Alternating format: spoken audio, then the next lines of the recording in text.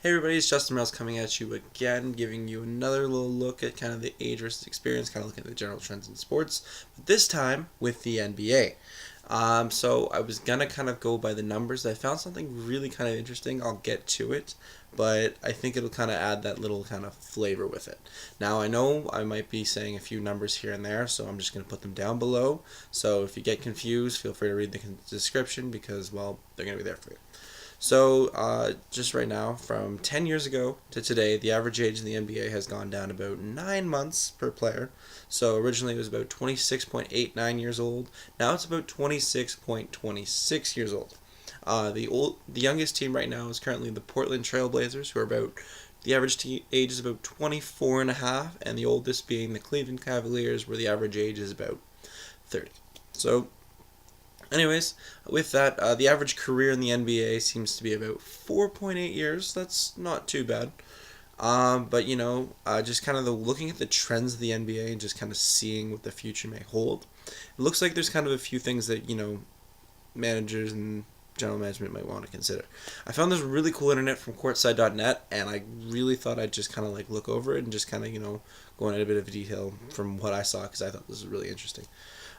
So they said that due to the recent rule changes, there's kind of been a higher demand of, just kind of exceptional athletes. And, that just with having more than one skill than what you bring to the table. So, you have to be able to do more than kind of one thing. And I think realistically with that kind of caliber, it's kind of great.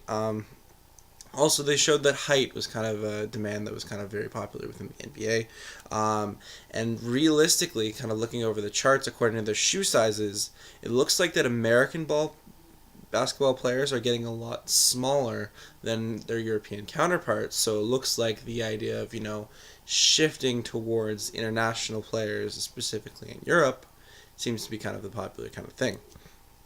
And so, I mean, what that kind of means, potentially, you could potentially see the end of potentially the dream team, or the fact that, U.S. dominance in the Olympics, it could be close. They might not win the gold medal every 4 years, and having Olympic basketball that's kind of unpredictable and kind of the world to see would be pretty impressive. Just kind of with that, I mean, you have stars in the NBA like Ibaka, Parker, Giannis Antetokounmpo, and Andrew Wiggins, who, weren't born in the States, and they do pretty well, I'd say so myself.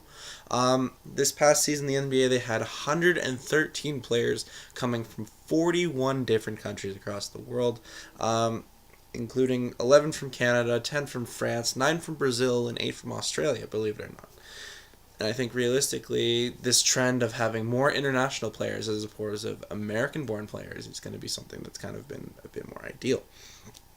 And since the draft age has gone up from high school after LeBron's era, so the 2003 draft, to now 1 year after high school, which being 2004, the fact that that you could have these younger kind of athletes just kind of going in there and just doing what they got to do, because obviously the demands of meeting a younger kind of face is something the NBA kind of has to look at.